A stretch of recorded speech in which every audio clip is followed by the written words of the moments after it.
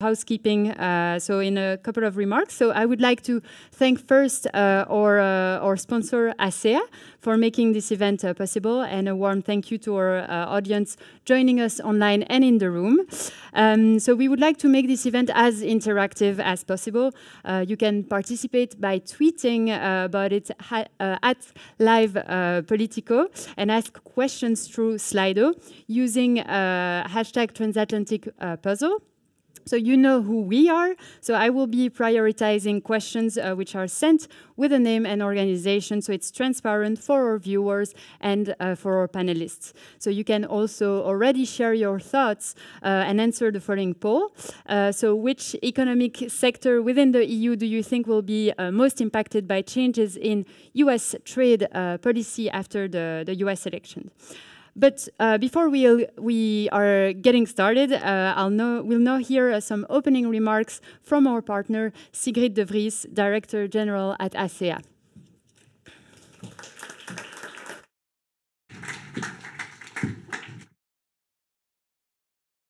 Good afternoon. Also from my side, good evening here in the room and also our audience online. Thank you for joining us today for this timely discussion on the recent United States presidential elections and, of course, their impact on the transatlantic relationship. It goes without saying that the transatlantic relations are of paramount importance to Europe and with that also for the auto industry. The US are the third largest vehicle market in the world.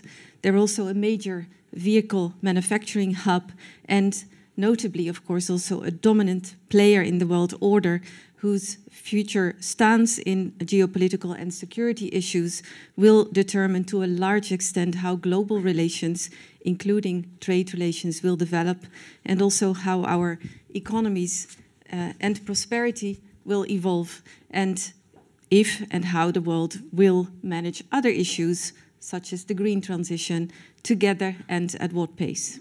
So I will focus my introductory remarks mostly on the current trade and investment relation, but it's clear, I think, to all of us here in the room and in the panel later on that the implications of a new Trump administration reach beyond that sphere.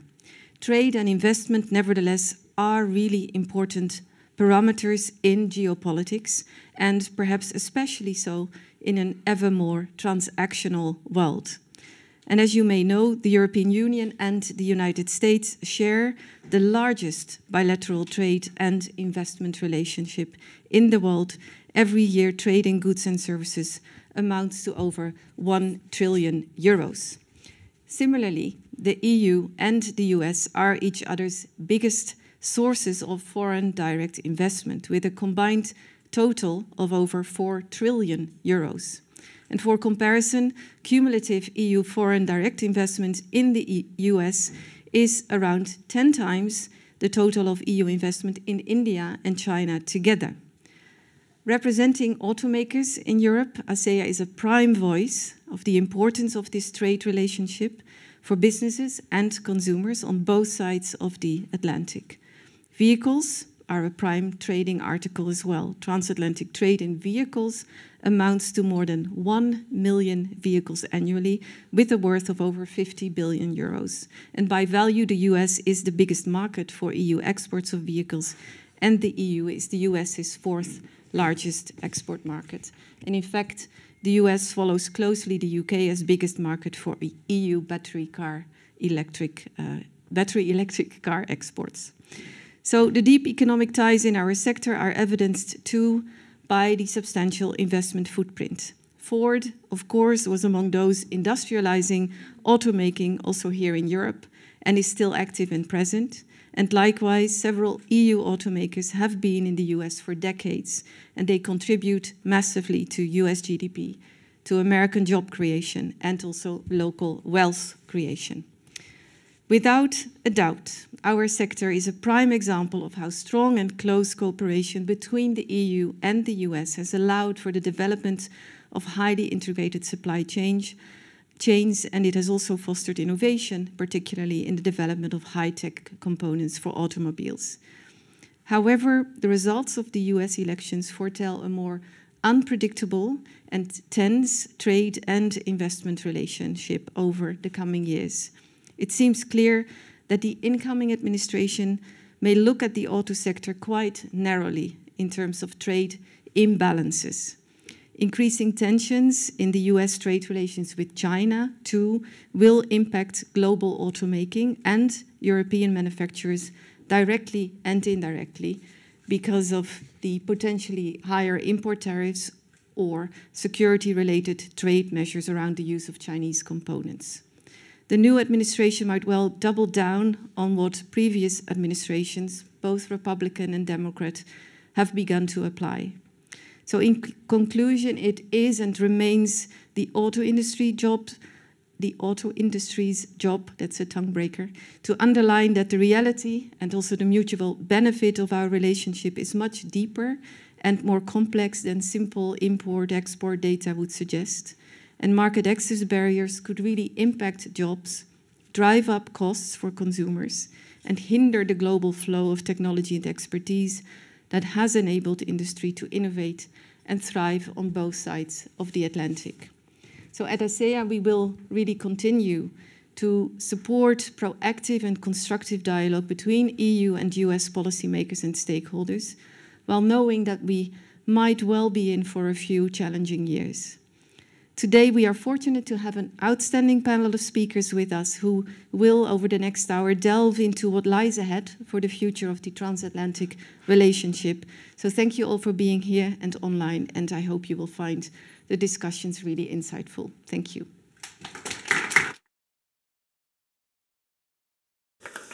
So now let's get right in. Please welcome on stage our speakers. So we have first MEP Marie-Pierre Vedren, coordinator in the INTA committee, Matthew Godlewski, Vice President for International Government Affairs at Ford Motor Company, Ignacio Garcia Bercero, non-resident fellow at Bruegel, and MEP Brando Benifei, chair of the Delegation for Relations with the United States, and who's just back actually from a trip to the US.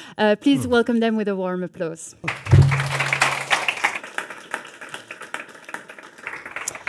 So yeah, I'd like to start this conversation by zooming out a little bit, and I'll call for that the insights of Ignacio Garcia Bercero. So you've been working at the European Commission for many years, and along the way you were also a chief negotiator for TTIP, so the controversial transatlantic trade and investment partnership. So Mr. Garcia Bercero, in broad strokes to start, how do you expect the EU's trade policy to be impacted by the incoming Trump administration? Yeah, no, thanks a lot, Marie-Pierre. And I was also responsible of dealing with the first Trump administration for about 3 years. So first point which I would like to make is that this is going to be very different. I think what is happening now is something which is much more profound, which shows there have been some big structural changes in the United States, trade policy, but not only trade policy. And I think that we need to look into what is happening, not exclusively from the trade point of view, but from a somewhat broader perspective. And there's a political consequence of the election of Donald Trump in the United States, which is going to be potentially the strengthening of parties in Europe which are against European integration, or at least against progressing on European integration. And there's going to be a very significant potential impact of what the United States may do on some institutions which are of vital interest for the European Union. The WTO, of course, but not only the WTO, NATO, the Paris Agreement. We may be facing unilateral actions coming from the United States that very profoundly weaken those institutions. And that's what I think, in my view, the European Union response also has to have a certain sense of responsibility. It has to be strategic. It needs to see how we can actually act in a way that counters the risk of weakening institutions which are of vital importance for the European Union. Now, what is going to happen? Well, you mentioned the famous numbers that everyone is actually mentioning, but of course it's not yet clear. I think fundamentally what is not very clear is what is the objective that the United States wants to pursue. If there's going to be a 60% tariff on China, is that because they just want to do decoupling and that's it? Is it because they want to enhance leverage to negotiate with China? To negotiate what? another agreement like the phase one agreement, or a more structured type of reform. So again, that is not clear. What objective are they really trying to pursue? And the same goes for the 10 to 20% tariff. Is this about collecting revenue? Is about collecting the deficit? Well, then good luck. Unless you also control the dollar, you are not going to have any impact on the deficit. Is it about enhancing leverage for negotiations? So all of those things are not clear. I'm not sure that there's a uniform view within the administration. There may be different views, but we need to be ready for the worst. And we need to be ready for things happening perhaps relatively more quickly than one would desire. So I think to introduce, let me put it that way. Obviously, the more interesting thing is what we should do, but I just leave it at that. Yeah. I'll make sure to ask you a follow-up question on that. But perhaps the picture that you are showing to us today comes while we still have many trade disputes to solve, right? So which Washington and the EU were unable to solve despite the more EU-friendly Biden administration. So I've got a question for Mr. Brando Benifei. You're just back from a trip to the US, and based on your meetings over there, would you say there is a chance of reviving the talks on global steel and aluminium arrangement with the EU's retaliatory tariff expiring just a couple of months into the new US administration? Well, thanks. First of all, thank you for this opportunity. Well, the question is a bit difficult because, to be frank, my impression was also after coming back yesterday from this first trip of the new EU-U.S. delegation of the European Parliament.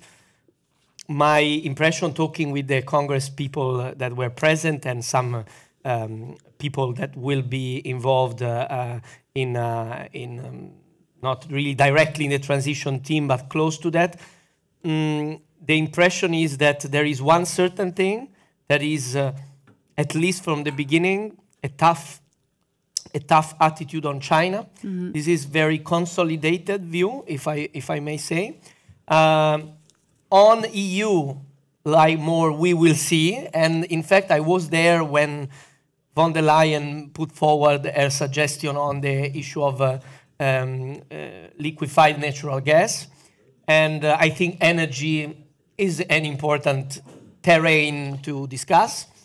But before we can say that we can actually revive what was not overcome, what was not solved with the previous administration, I would be very careful. I would be doubtful that we can actually solve that now, but rather it will be important, first of all, if I may, to understand the implications of the measures on China, because this seems to be quite happening. Maybe they will not be completely horizontal and sweeping, like you could understand from the speeches in the campaign, but they will have an impact also in our economy, in the European economy, whatever happens on tariffs on the European goods. So this is what I see, and I would start, if I say, and we will do it also from the institutions, to look into that when we see the first moves.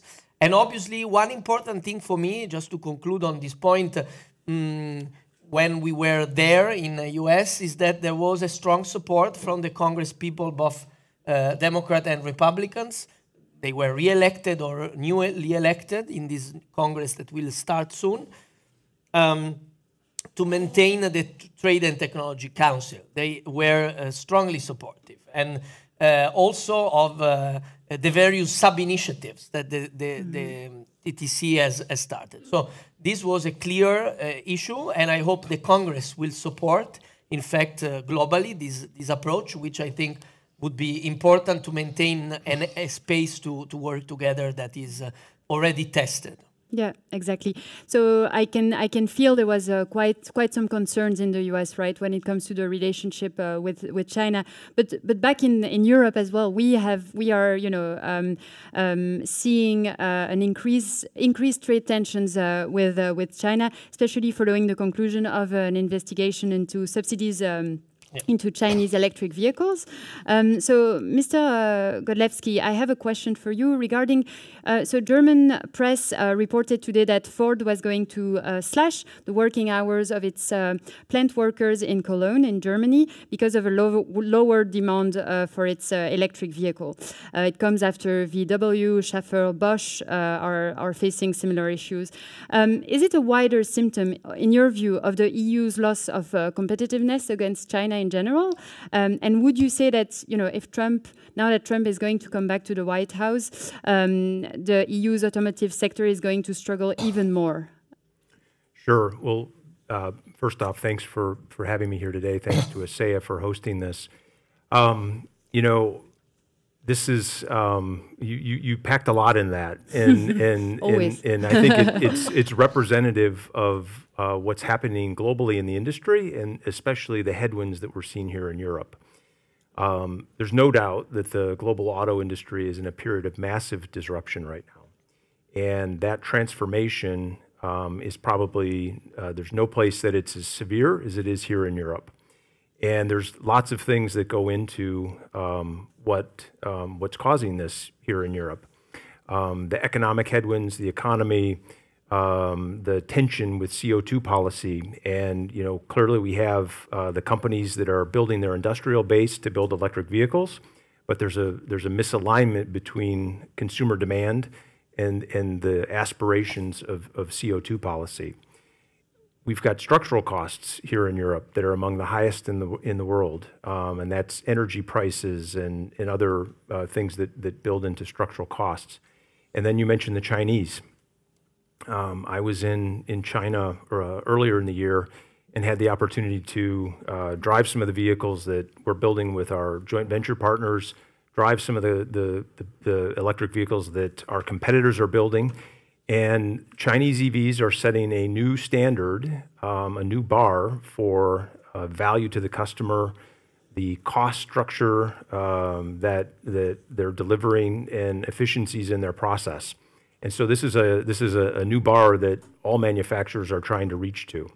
And so you know, this is emblematic of what's just happening in the industry right now in a period of disruption that's difficult. As it relates to Cologne, we have got a manufacturing site in Cologne that we have that's been there since the late 1920s. We just invested $2 billion to turn this site over into manufacturing electric vehicles. We have a multi-generational workforce there that is proud to be stepping into the future and part of the green transition. But what we've seen is that the market has not come along fast enough, and so the announcement we made yesterday is that we'll be down for 3 weeks to align our manufacturing process with market demand. And you know, as we said, it's part of the headlines that we're in right now, and you know, part of the headwinds that we face here in Europe. Yeah, exactly, and the fact that also the political situation in Germany is quite uncertain adds another layer of instability. And against that sort of gloomy picture, in a way, you know, the EU insists that it's ready to act, right? That it is better prepared this time around against a second Trump administration. So, Madame Vedren, you are starting your second mandate on the Parliament's Trade Committee. Your first mandate has been very busy building up, helping, or at least trying to shape the EU's trade arsenal. So if the US fires the first opening shot, what do you see as the most likely tool that the EU would use against Trump's tariff? Is it going to be anti-coercion instrument? Because you've been one of the lead lawmakers on this. What's your guess? Thank you first for your invitation, and really happy to have the opportunity to discuss with this distinguished panelists. I don't want to use our trade toolbox. It's not my objective, and I don't come to the Parliament to use our trade toolbox, because if we need to use our trade toolbox, it's the victory of protectionism. And I don't want to have protectionist measure. a lot of people know me in this room and know that I have some issues sometimes with free trade agreement, and especially some free trade agreements. But really, I am from openness, but I don't want a naive openness. And we need to don't be naive. Like you said, we need to be ready for the worst. So it's why we need this kind of toolbox. A toolbox, and it's also free trade agreement in the toolbox, but it's also instruments like anti-coercion, like enforcement regulation, and we need also to have more tools, I think. And during the mandate, and I hope with Brando we can work on some new tool. We have the revision of FDI, for example. We have the new strategy of economic security. So we need to continue on this way, because each third country work also on de-risking strategy. So we need to be ready for the worst. So maybe also, and I was very happy when Brando said that in US they want to continue to work on TTC, because I think we need partnership and we need to have some networking which is possible to exchange and to discuss. To confront also vision, to really act on resilient supply chains, because we have this global issue. And we need to continue to show that if we are open, we guarantee growth and stability for each party, because it's the issue at the end, that each party continue to work on this own competitiveness, but it's true that we can be naive. And when we talk about the bilateral relationship, US and EU, in fact, we talk about the global and international context. So it's why it's also difficult to answer of your question, because if we have some also behavior, for example, from China, it will affect also. So it's why we need to be ready. We need maybe to work also on the unity of Europe. For me, it's very important to do our own homework. Because you mentioned the situation on EV on China and the decision from the European Union. We have a decision at the end, but to show to the world that we are divided on this, it's not the good way in order to succeed to defend our competitiveness and our interest. So maybe first, to work on this, to work with all the stakeholders, because sometimes I have also the feeling that we have the work of the Commission, we have the work of member states, we have the work of Seltonder, we have the work of Parliament, but sometimes we need to be coordinated and united in order to defend our interest and in order to defend rule-based trade. Because at the end, if we are not able to do that, nobody wins. And the rules-based order is going to be in the midst of quite some headwinds as well in the next under Trump administration. Ignacio, you've been working on WTO issues for several years. Does the EU, at the end of the day, have any legal recourse should Trump impose those across-the-board tariffs? It won't be able to challenge it at the WTO because it's... Can I take a step back before going into the into the WTO? Because I wanted really to build upon what Marie-Pierre had said. Now, it is very clear that no one wants a trade war. And I'm sure, therefore, that the first objective of my colleagues in the European Commission is going to be, can we have a conversation? Yeah. Can we try to find a way forward that avoids a trade conflict? I'm sure that would be the starting position, whenever it is that you have someone that you can actually talk to. I personally think that there are two issues that can be explored. Not to negotiate a free trade agreement with the United States. That's not going to work. And I imagine that no one is really thinking that that is a way forward. So I see two potential issues to explore. Are there steps that can be taken to facilitate bilateral trade between the United States and the European Union that can help trade, that can maybe even help to reduce the deficit, but which are not contrary to the rules of the WTO? We have to be extremely, extremely careful that we don't enter into agreements that undermine even more the multilateral trading system. And I will come later on to the reason why. It's not just because we respect the rule of law. I think it's also because of our own interests. And the second area where I think we can actually explore, if, as you have said, the key objective continues to be China, and where one can expect more rapid US action is going to be China. I think we should have a conversation about economic security. We should have a conversation about China, not in order to say we are going to be aligning with what the United States does, because we both recognize that there are certain concerns, but we deal with those concerns through our own tools, through our own way. It's not going to be just doing whatever the United States is going to do.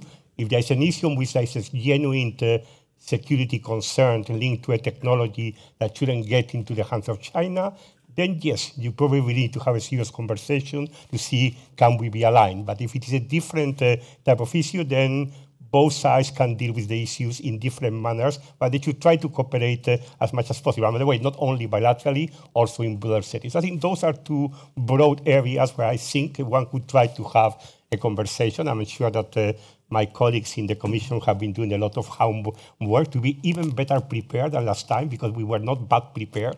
Last time we reacted very rapidly and very effectively to the steel and aluminium tariffs, but to be even better prepared than last time. But I would also say one thing, let's not be naive. Let's not go to that conversation without having well ready a retaliation option. Because if the negotiations fails, and if the United States feels that we don't have a credible retaliation option, then we are not going to go anywhere. I'm sure that there has also been work that has been done to be prepared for that type of scenario. I'm not going to enter into the legalistic question. Is the anti-coercion instrument? Is the enforcement regulation? Is the legislation? I think there are many different potential tools to do it, but I'm sure that the work has been done to have at least prepared, that would, I'm sure, have been prepared intelligently. We are not just going to shoot ourselves in the foot. It's not going to be 10%, 20% across the board. It's going to be more sophisticated like that. But I would really advise, don't get into a conversation like this without actually knowing that if negotiations fail, you are ready to take action. But what retaliation would you imagine? You are talking about a list or so. Like, can you give us perhaps, like, you know, an educated guess after all these years at the Commission?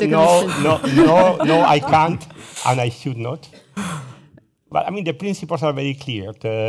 It's likely to be less volume of trade than, first, we don't really know what the United States is going to do. So that's the first issue. Let's assume that the United States does 10% across the board for all imports from the European Union. That would be economically suicidal. There's a lot of things that we export to the United States that they need. So if they want to shoot themselves in the foot, we are not going to shoot ourselves in the foot. So I'm sure that there will be much more sophistication in terms of not hitting things that we really need from the United States. So that's the type of issue which I'm sure that in preparing the list has been taken into account by my colleagues. And so perhaps just to come back to, you know, any legal recourse from the EU. Oh, well.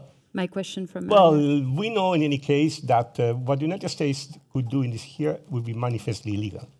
I mean, you could make an argument, although it was a very big argument, that protecting your steel sector had a national security justification. You could make an argument. It was a very bad argument, very poor, and it lost before the WTO dispute settlement case. But you cannot make any potential argument that there is any basis possibly in the WTO for you to increase your tariffs across the board by 10%. That is a breach of one of the most fundamental, most simple WTO commitments, the binding of your tariffs. So this would be a case in which the US is acting manifestly illegal. We also know that if we take them to a WTO dispute settlement case, they would appeal into the void. I don't know what my colleagues would do. I mean, I just simply say that is the situation. Yeah. Very diplomatic response. Thanks so much. Brando Benifei, are you, you know, you mentioned earlier the TTC and the importance of keeping the TTC, but keeping it alive in whatever shape or form. But at the end of the day, many people have been concerned about the fact that it was a bit of a talking shop in a way. What would you point as the one way to improve the TTC moving forward under Trump administration? Because we will need, as everyone seems to agree on this panel, about, you know, this kind of some sort of fora where the two sides can engage. Well, I have one very specific and strong point that I already raised with other colleagues in the previous mandate. At the end of the mandate, we had also a parliament debate about that, linked especially to the tech part, but also this means it's also for the most trade issues, trade-related issues, that is to strengthen the parliamentary and Congress dimension. Because the truth is that Congress didn't feel enough ownership of this work of the TTC, and I think this is damaging considering the role that the Congress can play in obstructing or supporting or accelerating any kind of decisions taken in that area. And also considering on our side the European Parliament role that it has on both the tech and the trade issues. So I think this is something where we need the Commission and administration to engage more, and we need to work together, Congress and Parliament, to push in this direction. This is not, I want to be very frank, not lip service to the idea of having the Parliament in, is the fact that I think that the risk of having just a talking shop is the fact that everything stays only at the level of the executives in areas where the parliaments and the Congress have a real role to play. And so what was done until now, because some was done, was very limited, very insufficient. Mm-hmm. I think this is very important. Then obviously we need maybe to identify some streams of work that can be precise and tight based on the situation on the ground. So we need also to see what is the evolution of the of the organization of the new situation in the U.S. to organize in the best way, to make it effective in terms of advancing on some topics where we can work to make things advance. Yeah, so really narrow the scope of the work streams would also be narrow in terms of having more precise work streams that can be more results oriented. Yeah, exactly. Marie-Pierre, I see you nodding. I feel like you have something to add to this. No. I agree with my colleague. On the TTC. Sometimes in the Parliament we agree. Yeah, I know. I have we to see on the big pictures, but for now I had to stress it, obviously. So. Marie-Pierre, you actually mentioned the need for unity across the bloc. French President Emmanuel Macron was quick, if not the first one, to congratulate Donald Trump on his election, and then to call his German counterpart Olaf Scholz to sort of showcase a message of unity across the EU. Don't you feel like these two motors, both France and Germany, are kind of in a complicated political situation, and aren't we going to be a bit weak in front of Washington? Yes, we know that we face some national challenges. But at the end, we have Emmanuel Macron, we have now Olaf Scholz, maybe we have other chancellors after, but they are present. So we face national challenges, but when we talk with South country, we don't have to be focused on national challenges. Mm-hmm. We have to be focused on how we protect our internal market and how we defend common European interest. It's true that it's quite difficult to see at this moment that maybe the stability with Meloni or with Orban. It's true that it's shocking, but it's the case. But at the end, we have a new European Parliament, and I think that we live the hearing at this moment, and it's quite difficult. But at the end, I'm pretty sure that with member from EPP, with member with Socialists, with some member of the Green, with Renew, we are able to strengthen our common interest and to talk with this united voice. So don't be focused on how we solve some specific issue at local, regional, and national level. When we talk with Trump and with Trump administration, be focused on the good level. Exactly, in fact, like you said, on trade aspect and on other area, it's an exclusive competence from the EU.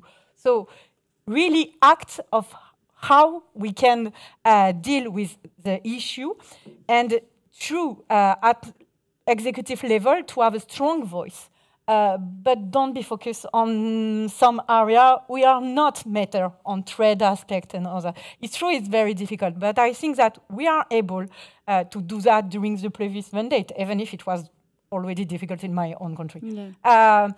So we need to send the message that, okay, we have sometimes difficulty, but in fact, US have also his own difficulty at national level. Don't forget that each country has its own difficulty. Also in China, for example. So just when we talk with other countries, we need to be strong. We don't need to be naive, like you said, and we need to really have a strong toolbox. And like you said, I completely agree. To complete our toolbox and to really have also the capacity and the determination to use it. Yeah. But I think also we need to use it as chirurgical aspects to really be able to say that we have this kind of trouble. For example, the long case on Airbus Boeing, or you mentioned steel, you mentioned different areas, and to put really the good solution in face on each problem. Because sometimes I have also the feeling that we have strong declaration from some member states, say we need to push tariff, we need to push this, we need to push this, but in fact, at the end, we appear weak because some member states go so far away and the others are so careful that we are weak. Yeah. So it's why I think we need to be really focused on the good level and the good message when we talk with third country. Exactly, but that was also quite clear in the case, in the anti-subsidy case against the Chinese, into the Chinese electric vehicle, when you would see, Ursula von der Leyen kind of being there and engaging with China with sticks, and then, member states would rush to Beijing to kind of get the carrots. So I feel like we are kind of in a two-speed scenario here. Yeah, it's true that already some member states, and I understand if I was Meloni, if I was Macron or other, you defend your own interest. I understand completely that. But at the end, because we have internal market and we have the issue of global competitiveness, you mentioned the question of energy. We know that it's a huge challenge of that. If we are not able to talk together in order after to exchange with third country, we need to understand that for each member state, it would be a lose-lose approach. So I think it's why the European Parliament is very important on this way, because, like I said, we come from different countries, some different political group, but on this area, I have the feeling that in INTA, we are strong together and we push also the Commission, but especially member states, to act like this. Yeah, exactly. And I'd like to bring in the business perspective in there as well. Mr. Godlewski, could you perhaps walk us through the main, the potential impact of those tariffs, of the Trump tariff on your company? Like, what is it, and how are you preparing very concretely? Sure. Maybe a good point to level set, though, on that is I think everyone in this room would think of Ford Motor Company as an iconic American brand. Yeah. But what I would hope many of you in the room would think of is Ford as an iconic European brand. And I say that because we've been here for more than 100 years. We have 30,000 employees across Europe, another 25,000 on top of that in our joint ventures. We have 14 manufacturing facilities in 5 countries. So the values that Europe shares, or that we share with Europe on sustainability, on lower emissions, on technology, on innovation, we're very committed as a company to Europe. And so this relationship, the transatlantic relationship between the United States and Europe is very important to us, and how that's managed successfully and how that has the opportunity to grow is very important to us. From a business standpoint, our industrial strategy does not insulates us in some ways with this tariff situation. And I say that in that the vehicles that we sell in Europe for our customers here, we mostly make in Europe. The vehicles that we build in the United States are mostly for the United States. So there are some components that we send from our plants in Germany, from the plants in Spain to the U.S. Our iconic Ford Mustang, largest selling sports car in the world, we bring from the U.S. Big market here in Europe that we'll watch out for.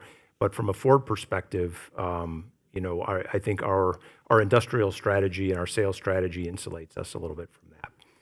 The one observation I would have, just, you know, sort of coming back full circle to the conversation, though, is there's going to be these tensions, right? Any change in a U.S. president globally puts some uncertainty, and we're certainly going to have a period of chaos here now in Europe between the U.S., that relationship with Europe in the coming weeks and months.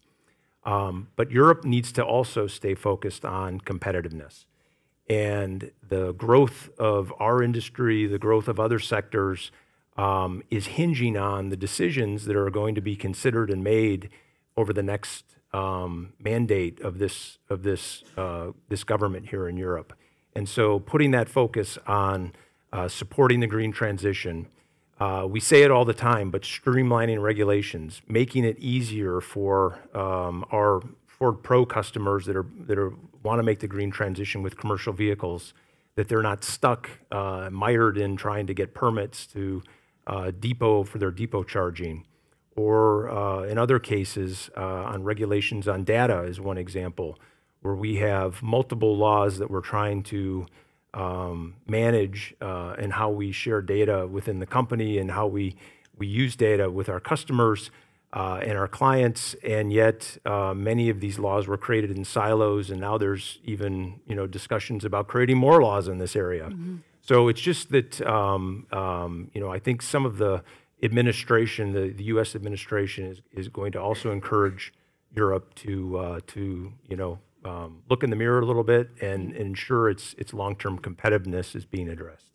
I see, Ignacio, you wanted to react. No, because I think it's very good that you are broadening a little bit the discussion, because I think there's a risk that because there's going to be a lot of turbulence in the United States, there's all this turbulence in China, that we just become too much focused on what is happening in the United States, on what is happening in China. And the challenges for the European Union are a little bit different. I mean, I totally agree with you, it's the challenge of competitiveness, but also from the trade policy point of view. I mean, it's clear we would need to put a lot of effort to avoid that our relationship with the United States becomes much worse than it is today. We are going to put a lot of efforts to try to maintain a level playing field with China. But on the end of the day, it's not going to be either China or the United States that is going to provide new opportunities for the trade of the European Union. It is the rest of the world. And that's what I think our trade policy should really be focused at this point in time. I'm sorry, Marie-Pierre, there is Mercosur, there are other important trade agreements. There's a need to look much more into the Indo-Pacific. There are our neighbors, the UK, Africa. So there's a whole world out there where I think in this time of turbulence, we should really be focusing and see how we can strengthen our partnership with them, how we can complete those free trade agreements that we have started. And I think that's what I think will be the more productive use of our time. Of course, we will need to find a way to try to manage some very turbulent and complex relationship, but the real opportunities are elsewhere. I would recommend an excellent article that was published, I think, last week or the week before by my compatriot, Arantxa González-Blaya, in the Council of Foreign Relations, which in my view has an absolutely wonderful suggestion about how European Union trade policy should be developing in the year ahead. Yeah. Thank you so much. So I'm going to take a couple of questions from Slido as well. And I think I'm going to stay with you, Ignacio, on this one. So I have Mark English from the European Movement UK.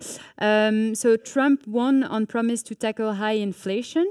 High tariffs are inflationary and will hurt supply chain, including Musk's. So will Trump have to roll back on this? Well, that's a very good question, because I mean, at this point in time, I don't think there are going to be political or legal constraints in terms of what Trump could do.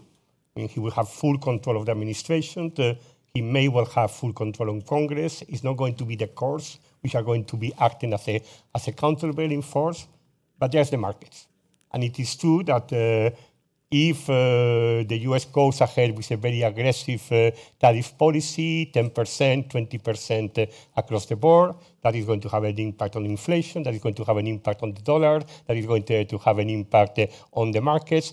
And that's something which at least some probably including within the Trump administration, are going to be sensitive to. I think there will be potentially some different views within the administration. We are already hearing that there is a question about who will be the next Treasury Secretary. Is it going to be someone who believes in tariffs, or is it someone who thinks that tariffs are more of a negotiating tool?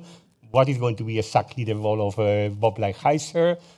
Is he going to be in USTR? Is he going to be in the White House? Is he going to be in Commerce? I think there's going to be a lot of people who would be playing there.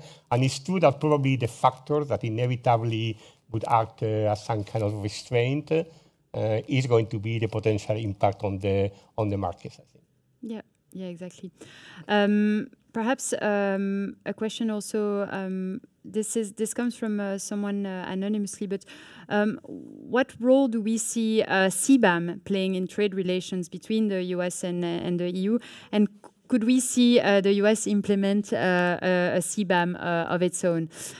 Who wants to take it? I can take that. One of my favorites. Sorry, you want to take it? No. No, because actually you mentioned something on which I don't think that the answer is obvious. I would not exclude that the US may have even this US may have an interest in continuing the conversation about steel. Because there is a reality that steel in the United States is a sector in which most producers are very carbon efficient. So from that point of view, I do not exclude. I mean, one would really need to wait and say that they may have an interest in continuing to have a conversation on steel. Now, when it comes to CBAM, you have been following the politics in the United States. There is significant support in Congress from the Republicans for a CBAM, but only on imports. We would not apply any charge on domestic production. So maybe that's something that is going to come. I mean, after all, the big debate in the United States next year is going to be taxation. It's going to be the prolongation of the tax cuts that were introduced by Trump 1, the new proposals to reduce taxes, and there's going to be the issues. There are going to be some other countervailing elements from the taxation point of view, and there's going to be tariffs. Potentially, there could be the idea of an import carbon fee. So that may come.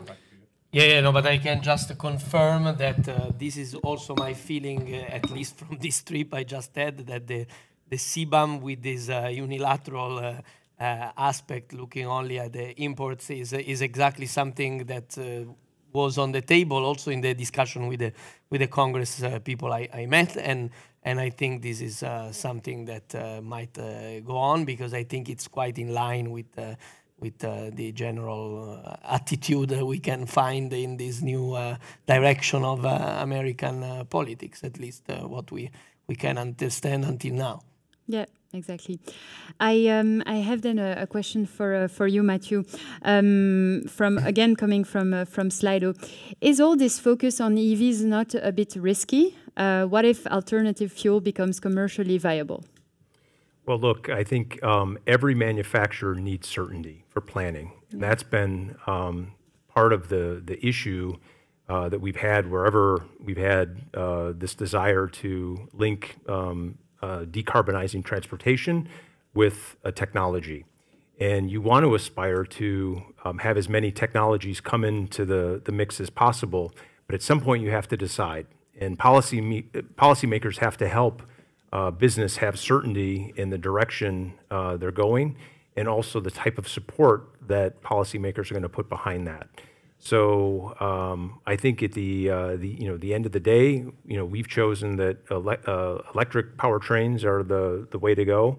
We see that the technology is moving in that direction. The consumer demand of educating them, has a lot of work to do, but we're making progress in markets like here in Europe. So again, I think it's just we've got to pick a direction. We've got to get all the levers of government aligned behind it and go for it. But then again, Ford in general has indeed invested a lot in the sector of electric vehicle. But now Trump is threatening to roll back emission targets and potentially funding that the Inflation Reduction Act also made available for companies. So how would you see this impacting the consumer demand in the United States? Look, I think the IRA in the election was a political football. Electric vehicles were a little bit of a political football, just as they were here back in the spring. But as we're seeing now, when it comes to making policy, you see what rises to the top. And in the U.S., the Inflation Reduction Act created a lot of jobs, a lot of manufacturing investment. And a lot of that investment and those jobs are in Republican states. And so at the end of the day, there's going to probably be some rebranding of some elements of this. There certainly are a number of elements of the IRA that have bipartisan support. So I think that jobs, investment, those are going to be the focus, and so we'll have to see what happens. Yeah, exactly. And then I'm coming back to Slido with a question from Jan van Herf. How should the EU-U.S. interaction now be institutionalized, minding EU institutional approach vs transactional U.S. admin? So what is going to work? And Marie-Pierre, I'm turning to you for the tough one. Thank you. No, it depends, in fact, also of the behavior of U.S. and the other third country. But we need to be ready that with third country we will have transactional approach, and we will have the behavior from third country who want to divide us. It's true, and we already mentioned this. So for us, and like you mentioned also together, we need also to be focused on our own homework in order to don't be low and weak in we face transactional approach. If we continue to, if we really need to strengthen our internal market, to work on competitiveness, to maybe to deliver on some proposal made by Draghi or by Letta, we will be after more able to react on some third. But I think we need really be focused on our own investment. You mentioned IRA. It's true. You're right. It provides a lot of jobs inside the US. So it's also a response attended by people in US, but it's also attended by European citizens. So it's why for me to deliver on Draghi report, it's very important. And we know that we have also these challenges inside the EU, and also in my own group, we have different vision on how we implement That's Draghi the least report. we can say, yeah. So for me, if we don't want to be under pressure of transactional approach, it's very important to move forward on this area. Yeah, exactly. Well, I mean, I totally agree. I mean, I think we have to be extremely careful because when you talk about transactional approach, you very easily get into a slippery slope. When you say, let's be practical, let's make a concession to the United States, not care too much about principles, let's forget about the rules of the WTO in any case. But the moment that we are actually engaged in that kind of dynamic, not only we are losing the modal ground, but more importantly, we are harming our own interests. Because if we do that, everyone is going to do that. And then how are we going to be able to criticize China if they decide to give all kinds of preferential concessions to the United States? And WTO dispute settlement between China and the European Union is fully applicable. Because of the MPIA. Because of MPIA. So let's forget the world is not only the United States. So many countries are party to the MPIA. Yeah. I think now we should try to get many more countries to join the MPIA because it's very clear there is not going to be an agreement with the United States on reform of WTO dispute settlement. I don't know what is going to be the position of the United States in WTO. I hope they're not going to be more disruptive than necessary and they're going to be ready to work on the WTO. But on this settlement reform, I don't see any possibility of getting an agreement with the United States. So you want to have a system that works. The only game in town is the MPIA. I want to really try to find more countries joining the MPIA. And who's next? Well, obviously the UK, everyone is expecting that they would very soon make that announcement, I hope. Yeah, exactly. So perhaps to wrap up this conversation, I'm going to ask a quick yes-no question to each of you. So do you think we are headed for a two-front trade war with China and with the US? Brando, you're first. Yes or no? It depends also on us. So I hope not. That's not okay. You hope not. Okay, Ignacio. No. Okay, Marie-Pierre. No. We are not. How can I argue with no? Ignacio, I see you're raising your hand. No. Okay, okay. Two fronts. I mean, maybe one front, but I'm not sure we will be the two of them. So only one front with the US then? No. Okay. Okay. Thank you so much to each of you for your very interesting and for your insights and for this fascinating discussion. I think it has given us a lot of food for thoughts, lots of good insight for my own future stories. So that's, I have to be a bit selfish there, I have to say.